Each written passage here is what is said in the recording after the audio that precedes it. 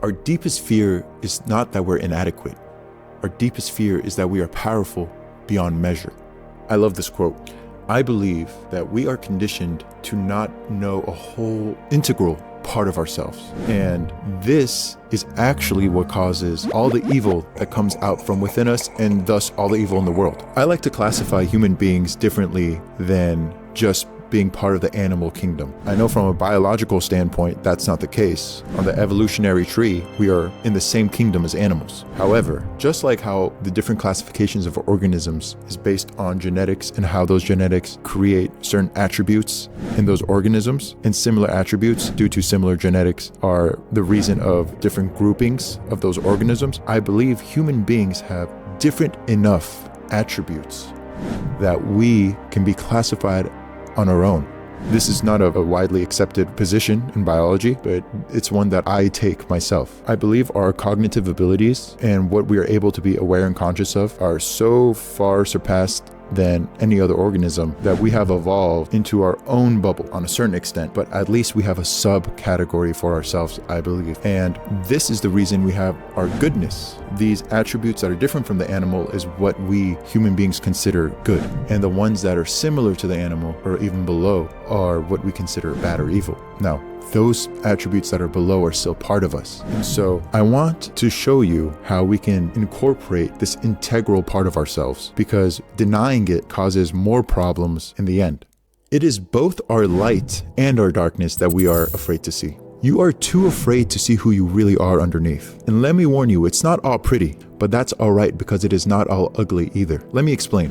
There are things about yourself that you won't allow yourself to see. You won't even let yourself know that you're not allowing yourself to see these things. Let me tell you something you already know. A large part of us is controlled by desire and fear, biology and animalistic instincts, the 7 deadly sins, trauma and conditioning, or however you want to label it. There are things you have done that you will never be proud of, things that have happened to you that you will never understand, feelings that you have that you wish you didn't, and the list goes on.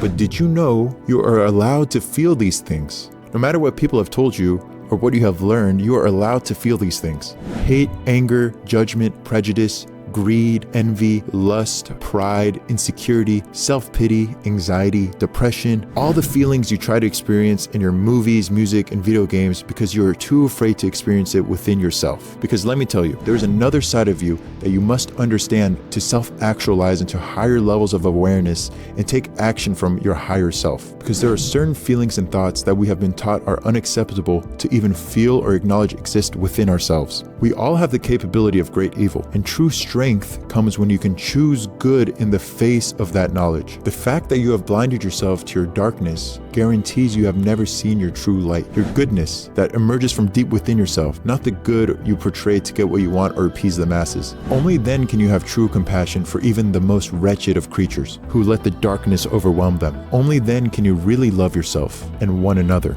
And through this compassion can we have love and peace in the world, not from condemnation, but from compassion. It is interesting, just like when you're trying to have a good day and be in the light, suddenly the darkness emerges from within you. But when you allow the darkness to just be, you see your light, happiness, and natural joy emerge. Here's the secret to true strength. Be self-aware enough every day to feel all your emotions without labeling or reacting or immediately taking action, and let it pass through you and transcend into love and presence. Be like a mountain, O Holy One, so that through all the storms and wind, you remain steadfast, experiencing it all. Feel it and let it transcend, but never identify with the feeling, good or bad, because no thought, feeling, or action is really you. The moment you stop being aware of your true self as the observer of these feelings and the one who is present to the moment, you will become lost to the illusions of your mental time and fantasies and will lose your way to the darkness. So tread carefully. You are something that we cannot explain yet, or maybe ever,